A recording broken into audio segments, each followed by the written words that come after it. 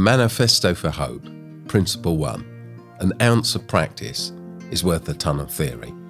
Many of our government-funded systems are failing the most vulnerable and disadvantaged.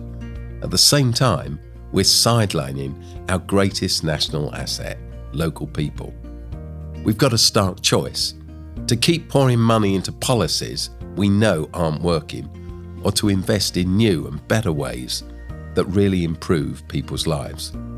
We need a radical reset, one that empowers local charities, grassroots movements and faith groups in a more imaginative, less bureaucratic, more collaborative approach to community development. I'm Steve Chalke. My book, A Manifesto for Hope, sets out 10 tried and tested practical principles for how to develop joined-up, cost-effective, community-empowering work, each gleaned from the hard-won experience that has sat at the heart of my work over the last 4 decades. It culminates in a call for a new social covenant, one that will transform the life chances of countless young people and families. It's time to reimagine. It's time for a manifesto for hope. Principle 1. An ounce of practice is worth a ton of theory, with my guest and expert witness, Ben Lindsay OBE, who's the CEO and founder of Power the Fight. Ben, thanks for being here. Absolute pleasure. This podcast is in 2 bits, really. First of all, I'm going to talk to you over some of the things that I wrote into that first principle of the book. And then I'm just going to ask you what your reflections are on what I've said. If you agree, agree. If you disagree, if you don't think I got right to the heart of it, say so. But first, it would be great to hear from you just a little bit about Power the Fight. Yeah, no, thank you for having me. Yeah, Power the Fight was launched in 2019 off the back of 2 murders in South East London. I was a pastor at the time at a church called Emmanuel New Cross, and this situation occurred where a young man was murdered, and I'd happened to known this young man since he was 1 year old. My history is I've worked with youth offending services and community safety teams, so the idea of young people losing their lives, unfortunately, was something I'd seen on a regular basis, but this was the closest person to me. I was able to, as a church leader, provide financial support, emotional support, well-being support to the family. At his funeral, his best friend, a young man called Leonardo, gave a eulogy. And I'll never get used to 16-year-olds giving eulogies to other 16-year-olds. It's not something which I think we should ever get used to. And it was delivered with youthfulness and heartache. But then 5 months later, he then lost his life to violence. He was stabbed to death in Peckham. And I suppose at that point, you've suddenly got this collective trauma within the community. And I wanted to try and do something a little bit different to what I've seen not work over the last 25 years. So I launched Power the Fight, and the aim of it was really to do what we would call, how do you empower the community to be part of the solution, and how do you become a conduit between community experiences, community's voices, and actually policy and decision makers. Often the 2 work separately. And we do 4 things very quickly. We train and equip anybody who's engaging with young people. We have podcasts, which have got some of the best practitioners. We haven't got you on yet, so we'll get you on very soon. We support families who have lost young people to violence. So we've given over £60,000 to numerous families. And then our 4th thing is our TIP program, our Therapeutic Intervention for Peace program, which works in schools with young people's families and teachers. Extraordinary. That's really fantastic. And, I've got to know a bit about your work over these last few years, Ben, and came down to see you a couple of years ago, didn't we? Spend some time, and amazingly impressed by what you're doing. And, I hope we're going to be working together a lot in the future. I really do. So this book, the whole book, A Manifesto for Hope, let alone the first principle, comes out of pretty well the same place that you've just described. In December 2021, within 12 hours, 2 students who were students of Oasis schools Oasis, the charity I founded, as you know, we run 52, 53, 50, we're adding schools all the time. We've had more than 30,000 children in our schools. But within the space of these 24 hours, at the close almost of 2021, first of all, a teenager was murdered. He was stabbed to death, which was an absolute heartbreaking tragedy for his family and for the whole community. And within hours, in a completely different part of the country, a 5-year-old boy who was just joined one of our schools was murdered, and murdered by his mother. And it was in the wake of those two things, Ben, as I sat there, getting these phone calls and dealing with them and thinking, the organisation I founded had these two children within it, and both of them have lost their lives. That's where this book was born for me. So as Oasis, we've got this mission statement, and our mission statement across everything we do in this country and other countries around the world, whether it's schools or community work, churches, whatever it is, our mission statement is to build healthy communities where everyone can thrive and achieve their God-given potential. But the truth is, for these two boys, we failed. I mean, you could take our mission statement and put it over their graves, and you realise that we'd let them down, we failed them. And so the book, A Manifesto for Hope, came out of that. Because it's not just those two boys, as you've just said, it's the boys you've just talked about. And it's countless others. Countless, thousands of others. I was talking to a young man, aged 18, the week before last. He's a brilliant young man who I've known, again, in one of our schools. And I've known him for the last 5-6 years, know him really well. And he was just saying to me, he's highly intelligent, and he was saying about his friends, he said, they have to join gangs. He said, Steve, there's no choice. It's not a matter of, should I join a gang or morally shouldn't I? It's like the only way to stay alive is to be part of this gang. And then he said, you get sucked in. He told me about 2 times where he'd had a knife pulled on him in the last month. It's extraordinary, isn't it? Absolutely extraordinary. So what I say in the first chapter, the first principle in this book, is that for too many families, for too many children, for too many teenagers, for too many families, our systems just aren't working. And to claim that they are working and it's all okay, and if we just work a bit harder at it, it will be perfect, is the equivalent, is the way I see it, of being a climate change denier. It's like completely blind to what's happening and what's going on. People always say the system's underfunded, and no doubt more money will be useful. But it's not just more money, is it? It's a different way of seeing everything. So more investment is helpful, but we need a radical new way of thinking about and working with young people and the poorest.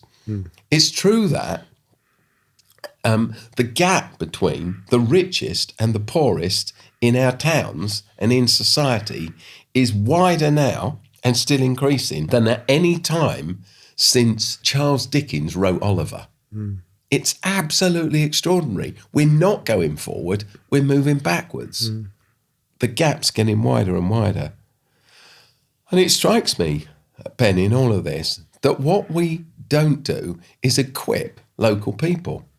So we have statutory agencies and policies and frameworks and endless kind of criteria, but we disempower local people. We bypass local charities, for instance. You run a local charity and it's famine or feast, isn't it? It's money this month and it's gone 3 months later, and then you're wondering about whether you make people redundant, and then you make people redundant and you lose the expertise and you destroy their lives a bit, and then you get another funding bid come through, and then you got to scale up. So it's scaling up, scaling down, backwards, forwards. So it's the most inefficient way to do anything.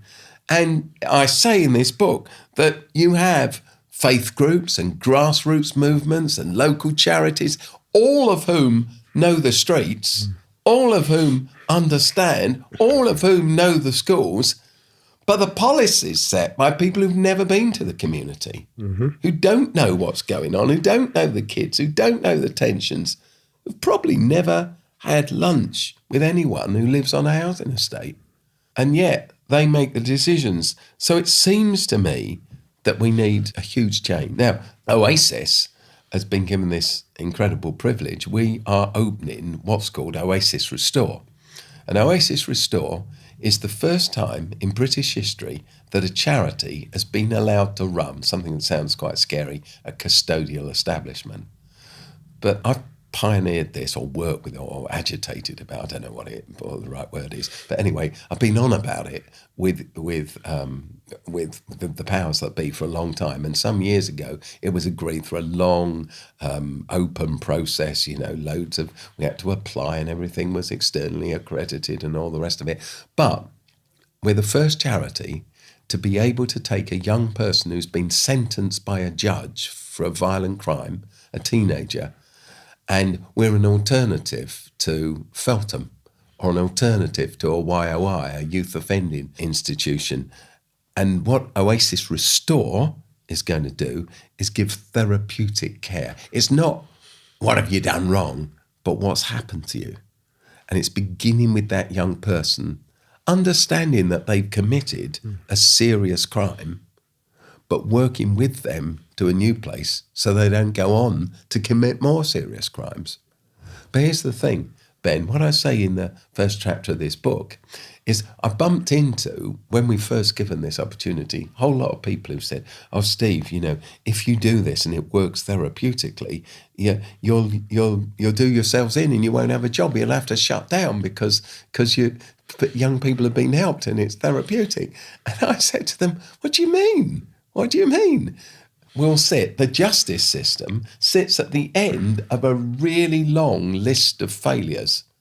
So education fails people and social services fail people and mental health services fail young people and youth services fail young people, et cetera, et cetera. After all of those failures, a young person is groomed, et cetera, and then they commit a crime and they're in jail, as it were.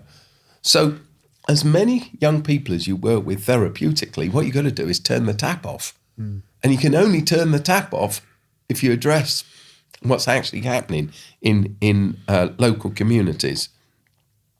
So this book that I've written, it's the first time I've ever done this. I've written a lot of books, but I've written this book for government and I've written it for policymakers. I've written it for everybody in business. I've written it for all the statutory service leaders. I've written it for charities and faith groups, and I've written it for individuals who are passionate in their communities and are sick that things aren't what they should be and want to make a difference and want to be inspired and equipped practically to make that difference. A story that I remember learning, actually, many, many years ago, I did theology, and there's a story of the creation of women, but in Greek mythology. And it was written, first of all, by a guy called Hesiod, who lived at the same time as Homer, about 8th century BC. And in this story of the creation of women, he tells this story. It's a giant poem, it's an epic. And basically, you'll recognise at least one of the names in it, well, two of the names in it. Zeus, the god of the Greeks, he was really angry. And he was angry because one of the other gods had given human beings the gift of fire. And Zeus was always angry, right? But he was really angry about this because he thought it would make human beings too powerful. And so, now, human beings were only men at that stage. And so he called together his siblings, all the Greek gods, and the pantheon of Greek gods, and he ordered one of them to make a woman. That's the first woman. And her name wasn't Eve, as in the Bible story. Her name is Pandora, equally famous now because of the jewelry shop. And Pandora was beautiful, but had a heart of steel. And he sent Pandora to Earth with a box, Pandora's box. You hear about that, hear that phrase all the time. And in the box, he was going to deliver, inverted commas, gifts, or Pandora was going to deliver gifts to mankind. It was mankind, because they're only men at this point. And so Pandora turns up on Earth, and she's seductively beautiful. And the king falls for her, and the king stands in front of her, and she's holding this box. And then Zeus calls, and he commands to Pandora to open the box. And she opens this box, and out of the box fly all the, inverted commas again, gifts. But the gifts are death, pestilence, plague, disease, famine, poverty, etc., etc. And then Zeus orders for the box to be shut, slams shut the lid, and it is, with just one gift trapped inside and not let out. And that gift is called hope. And ever since then, people have debated, why was hope left in the box? But what Hesiod says in his poem is that people can deal with famine and grief and disaster. They can deal with all sorts of hardships, but what they can't live with is the lack of hope. Without hope, they're completely starved.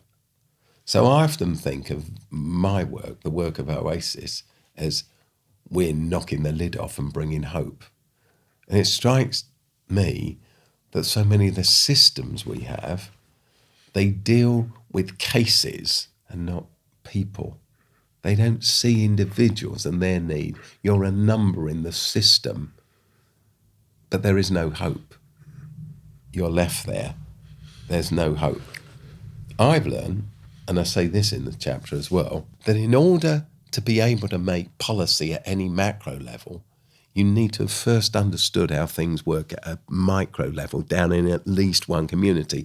When I left school, I wanted to train to be a church leader.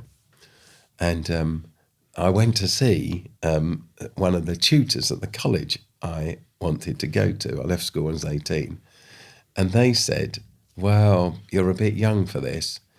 You could go to university and do a degree before you come here. I wasn't sure I could, but, then they said, or you could go and work in a factory. And I suddenly realised that was a great idea.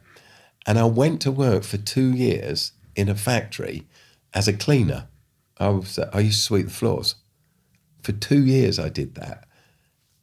And it was such a great thing for me to do. And in the community where I went to work in the factory, I lived in that community on a huge council estate for 2 years. And I started a youth group. So I used to earn the money, not much of it, as a labourer in the factory. And I used to use the money to run this youth group. And it was all because of that piece of advice. But now, all these years later, I think I learned so much. I mean, it was a university in every way. And doing it in macro, in one community, a really tough community, learning to be there, it helps you understand the macro. But you can't understand the micro from the macro. You've got to understand it ground up. You really have. And it strikes me, I say in the book, I've learned this so many times, if you're going to sit in the boardroom or even the cabinet boardroom and make policies and decisions, you're best off sitting in a lot of front rooms and a lot of kitchens first, having cups of tea and listening to people's stories and hearing their pain and hearing their grief and hearing their joys and celebrating with them and being part of that community. The story is that in a school I know, there was a girl who was really struggling with education. She often didn't turn up, and when she did turn up, she turned up late and she wasn't wearing the correct uniform and she'd fall asleep in class and all of the rest of it. And then they got a new head teacher. And the head teacher came in, and this girl was put on endless detentions for falling asleep and not being where she was supposed to be when she was supposed to be there. And the new head teacher, looking through all this, took it to completely different tack. And he said to the person in charge of overseeing the detentions for her, he said, I'd like to, at break time, I'd like to have a coffee with Sammy. And so they sat down and talked. And he asked her about her story. And her story was this, that her father had died suddenly, and her mum had been driven into depression and into a breakdown. That Sammy had 2 younger siblings, a brother and a sister. That the only help that she had with coping with her mum and helping her mum, who couldn't cope, was from her grandmother. And her grandmother had supported them, but then her grandmother had become really ill and couldn't support the family. So that every day, for months and months and months, Sammy had got up, made her mum a cup of tea in bed, got her mum showered and dressed, got her mum into the living room, sat comfortably watching the TV, got her 2 younger siblings up, showered them, got them dressed, done their ironing for them, given them breakfast, made them a packed lunch, and then took them to their primary school, and then made the choice about whether to go to school herself or to go home based on how her mum was that day. And some days she felt she just needed to go home to support her mum. But of course, the days when she'd turn up at school, she'd turn up late, she'd turn up tired, and she'd just get a detention for it because no one ever asked. There was a government minister not so long ago, and this is why I put the story into the book, who suggested that if a child was persistently absent from school or persistently late, then their family should have their benefits reduced or cut altogether. That's what you call a ton of theory, but not an ounce of common sense. And that's why you have to work all of this stuff out at the coalface. I'm old enough to have watched David Beckham play football, and he could, all those goals, where he'd take those free kicks and he'd bend the ball over the wall. I mean, he was good at it, wasn't he? Bend the ball over the wall and into the top corner. And, it's just amazing. But I often say to people, if you'd have asked David Beckham to give a lecture on why he could bend a ball, now there are certain scientific laws, I'm told, that govern how you do that. One's called the Magnus effect. The other is to understand air pressure, because it's different if it's humid or it's damp. It's different in the rain or the dry, and when the grass is dry or wet. And something that the other theory is the theory of wake deflection. And if you understand the theory of wake deflection and the Magnus effect and can gauge air pressure, you can do this all perfectly. But here's the thing. David Beckham probably has never heard of the Magnus effect or wake deflection, but he could do it because he'd actually learned to do it rather than the theory of why it works. And it strikes me that what we need is a reconnection of policymakers with people who are on the ground and know the stuff and are absorbed in it, because you'll never understand anything at macro until you understand it in micro, in at least one place, and you have given yourself to that community and invested in that community.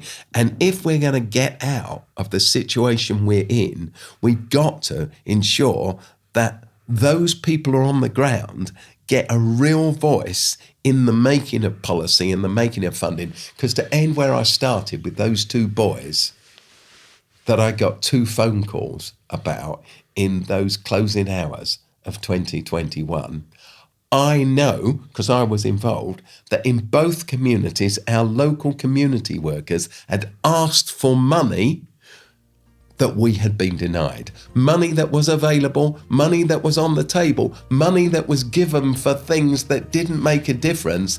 But if we'd have had the money for family work in one case and a youth centre that we'd been wanting to build and open for a long time, I believe that the outcomes for those 2 young people would have been different.